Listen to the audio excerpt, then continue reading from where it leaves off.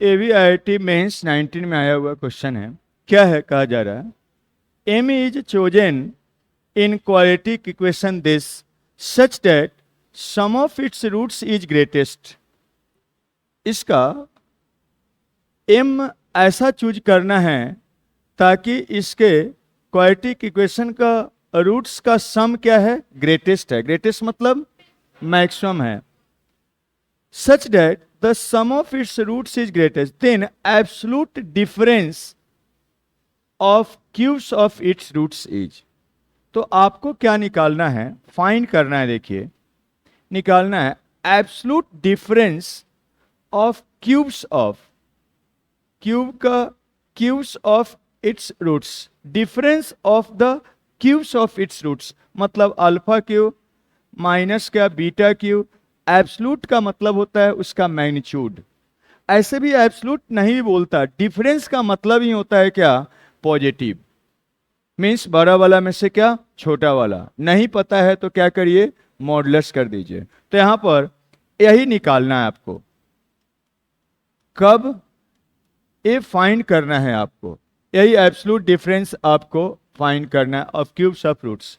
जब बोला जा रहा है, क्या बोला जा रहा है, M is chosen means M ऐसे लेना है, ऐसे चूज करना है कि क्या हो, आपका अल्फा प्लस बीटा क्या हो, मैक्सिमम हो। इफ अल्फा प्लस बीटा क्या है, मैक्सिमम है। मैक्सिमम होने के लिए आपको क्या, M का जो वैल्यू है वही M का, if M is chosen in quadratic equation, ऐसा तो ऐसे क्वाड्रेटिक इक्वेशन है तो इसका वैल्यू आपको बताना है।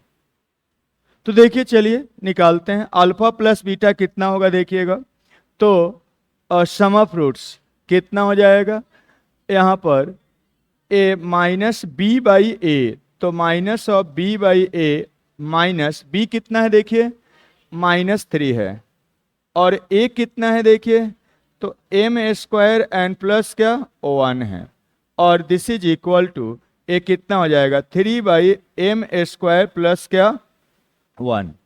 अब देखिए, ये मैक्सिमम होना चाहिए, इसको मैक्सिमाइज करना है। तो मैक्सिमम कब होगा, जब कोई भी ऊपर कांस्टेंट है, ये जितना छोटा से छोटा होगा उतना ये क्या होगा, बड़ा से बड़ा होगा।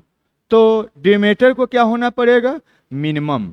इसको मैक्सिमम होने के लिए, पूरा क्वांटिटी को मैक्सिमम होने के लिए, ए वाला मैक्सिमम होने के लिए, इसको मैक्सिमम होने के लिए क्या होना पड़ेगा, ए डिनोमिनेटर को क्या मिनिमम होना चाहिए। एम स्क्वायर को इसको क्या होना पड़ेगा, मिनिमम होना पड़ेगा। 1 तो कांस्टेंट है। अब देखिए, ध्यान दीजिए, एक कैसा एक्सप्रेशन है, रियल नंबर का स्क्वायर। तो रियल नंबर का स्क्वायर क्या होता है, ग्रेटर इक्वल टू 0।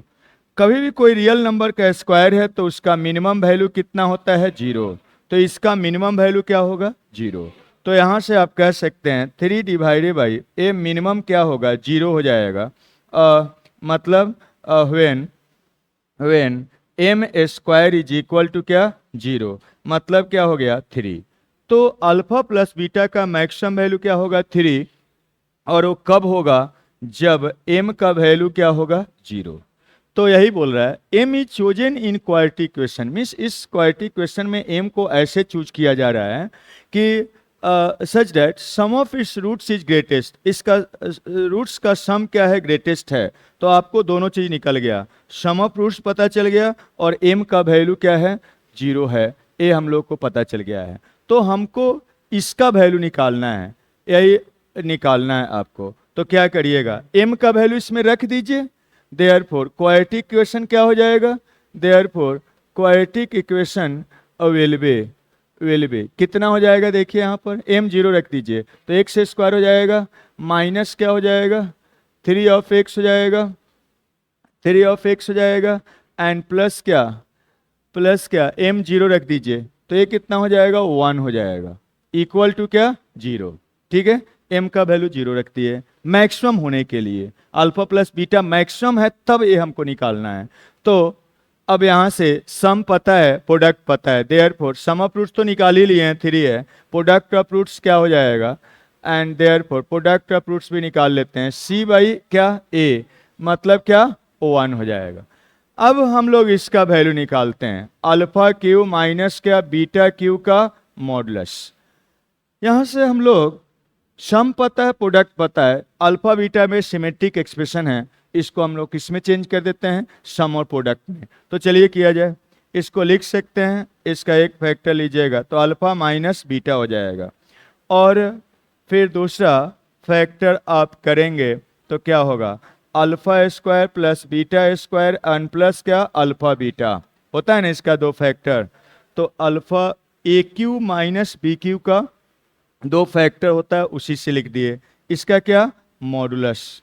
अब यहाँ से हम अल्फा माइनस बीटा का मॉडुलस लिख देते हैं, और a alpha square plus beta square plus alpha into beta का मॉडुलस।